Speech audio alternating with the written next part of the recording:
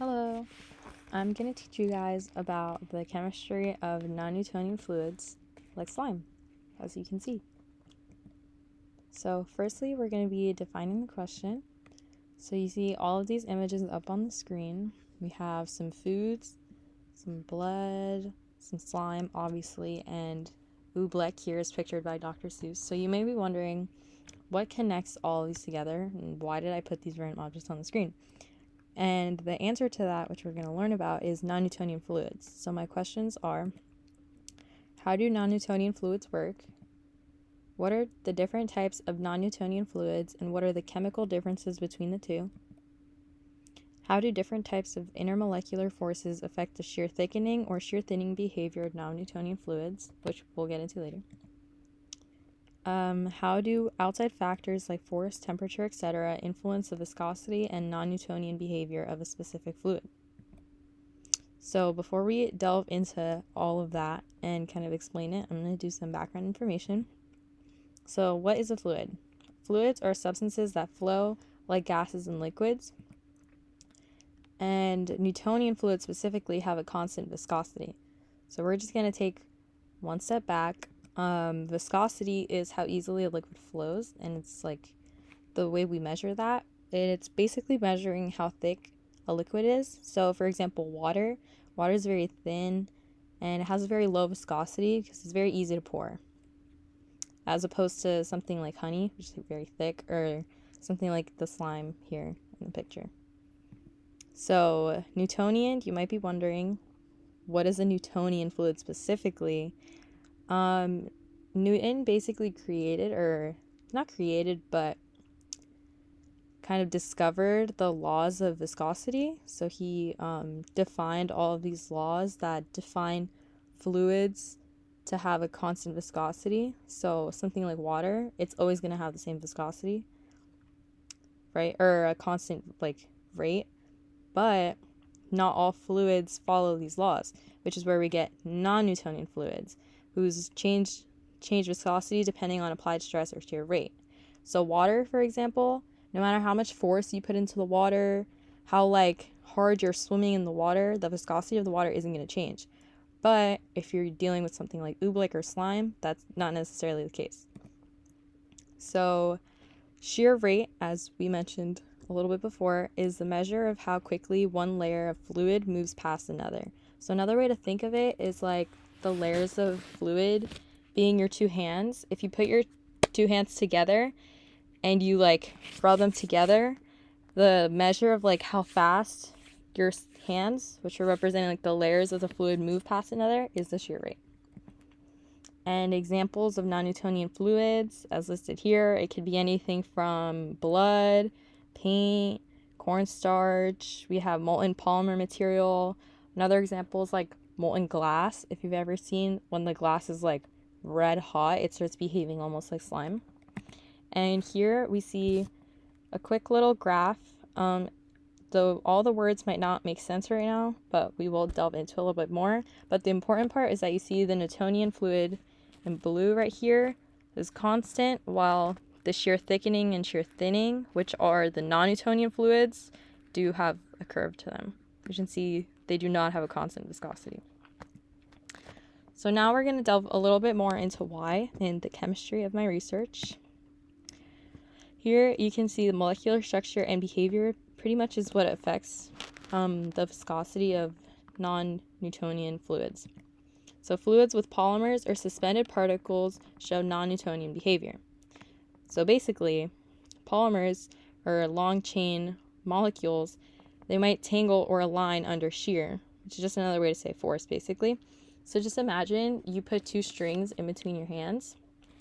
Again, with the hand example that we used to explain shear rate, if you slowly rub your hands against each other, they're a lot less likely to tangle up and they just kind of stay where they are. But if you were to go super fast and start rubbing your hands together, the two strands are going to tangle. And this is what causes shear thickening fluids to sort of become more dense almost and act more like a solid. So these colloidal particles are just a mixture of particles form temporary structures under stress, which is what causes it to almost like thicken before your eyes.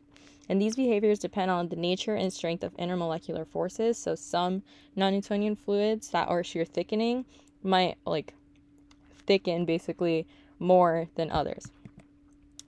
And this is just a little diagram to see it. You see the two particles kind of apart. They could easily float past each other, but once the force is applied, they tangle up and kind of become a solid.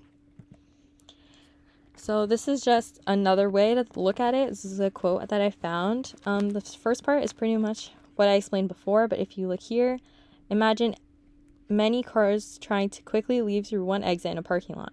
If everyone's in a hurry, the cars will become ensnared in a traffic jam. But if the traffic exits slowly, there will be time for each car to leave in an orderly fashion.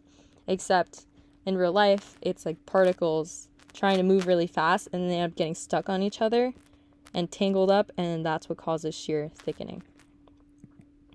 Now, what about shear thinning? This is the opposite kind of non-Newtonian fluid, which also exists. These are honestly more commonly found, and a lot of people don't realize that they are a type of non-Newtonian fluid. So things like ketchup, shaving cream, and quicksand do kind of the opposite thing. So as you can see in the diagram, they start off hydrogen bonded to each other. So the particles are very attracted to one another, and they act like kind of more like a solid in the beginning. So if you think about a dollop of toothpaste, right? If you put it on your toothbrush, it kind of holds its shape. It doesn't really move that much. Even if you like wiggle your toothbrush around, it kind of holds its place. But once you put it against your teeth, you're applying a shear force, and it breaks those hydrogen bonds in between the molecules or the polymer strands, and they kind of break apart, and like they're a lot easier to like slide past each other, and they start acting like more like a liquid rather than a solid, which is what makes rubbing toothpaste on like your teeth a lot easier. And this also applies to like ketchup and quicksand, where you like quicksand, if you move a lot, you start sinking. But it's that same idea. And another part was temperature and external stress. So increase in temperature increases kinetic energy, which lowers viscosity, and the same thing happens vice versa. A decrease in temperature lowers the kinetic energy and increases viscosity. So basically, the same thing happens in normal Newtonian fluids and in non-Newtonian fluids, but the effect is nonlinear in non-Newtonian fluids. So basically, when the fluid is at a higher temperature, it has more kinetic energy, so it's a lot runnier and it's easier to flow, which is the lower viscosity. And the same thing happens in reverse, when the fluid is colder, it has less kinetic energy, and it makes it a lot harder to flow, which is increasing the viscosity.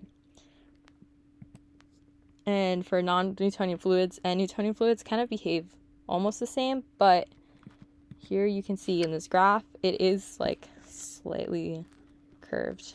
It's not very linear. And shear rate, pressure, and time also impact viscosity, but each in like their own different ways. And applications can be seen in bulletproof materials and 3D printing ink. So this is just a little slime example that's not loading. Oh, there you go. If you've ever heard of slime hands, it kind of takes temperature into account with non-Newtonian fluids. I'll just explain it. Have you ever wondered why some people can handle slime without any stickiness while end up in a melted mess? About slime.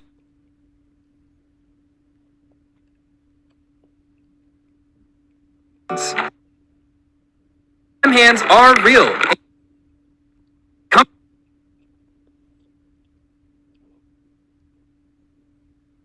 down to the temperature of your hands. Cooler hands avoid slime from sticking to them. They keep the slime stable and smooth, so it doesn't stick. But if your hands are warmer,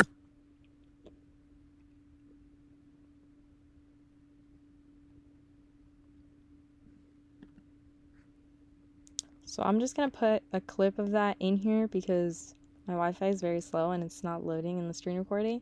But this basically just recaps the effect of temperature on non-Newtonian fluids. And regardless if they're shear thickening or shear thinning, their viscosity is going to change indirectly to the change in kinetic energy or temperature. So another way to look at it is using oobleck, which is a little bit more visible in this graph right here. So oobleck is made using cornstarch and water, and it behaves like a shear thickening fluid.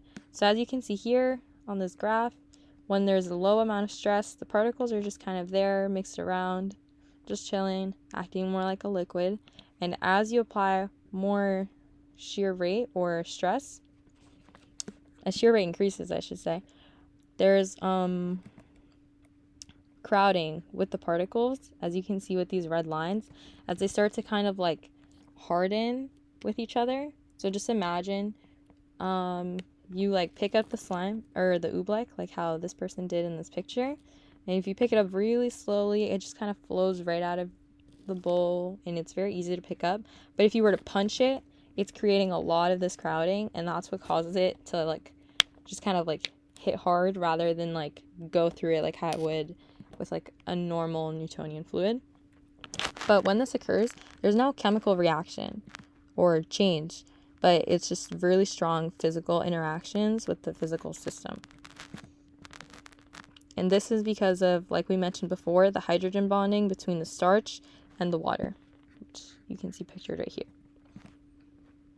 So, quick summary of the whole presentation. Non-Newtonian fluids defy Newton's viscosity laws. Molecular structure and intermolecular forces explain their behaviors. Shear thinning and thickening fluids have wide industrial and scientific uses. Temperature, force, and concentration all affect behavior. Examples of shear thickening and shear thinning. For shear thickening, we have cornstarch and water, which make oobleck and slime. So just think about it like the more force you put on it, the more it acts like a solid. And shear thinning is the opposite. It includes blood, mayonnaise, toothpaste, ketchup, and shaving cream, where if you were to put a drop or put a dollop somewhere, it would kind of hold its shape, but the more force you put on it, the easier it is to spread out. Time for the quiz. So here are the questions. I'll read them really quick. What differentiates a Newtonian from a non-Newtonian fluid? How do intermolecular forces contribute to shear thinning behavior?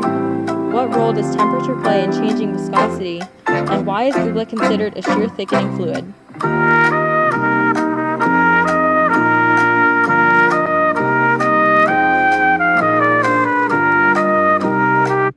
Let's get to the answers now. So viscosity changes with stress in non-Newtonian fluids and remains constant in Newtonian fluids. Intermolecular forces are weakened or aligned under stress, decreasing viscosity. Increased temperature generally lowers viscosity by increasing kinetic energy. And lastly, because under stress, particles in oobleck form clusters that increase resistance to flow or viscosity, and cause the fluid to act more like a solid. So drawing a conclusion from all my research, chemistry is everywhere. Even if it's not chemical reactions, there's always some sort of chemical process occurring. Slime is cool as flip because it's like, that's kind of crazy that it's that easy to make something that like has so much science to it, but really it's like simple. And non-Newtonian fluids are all around us. And I just want to squeeze in a quick fun fact that I thought was really cool. There's like a fluid between your joints, and it's like in your knuckles and like your elbows that is shear thickening. So like in like your normal like everyday movement, it acts like a fluid, and specifically in your elbows. But say you were to hit something really hard with your elbow, that fluid hardens and adds like an extra layer of protection to your elbow, which I think is really cool. So it shows there are a lot of real life applications, and non-Newtonian fluids are really fun. And thanks for watching.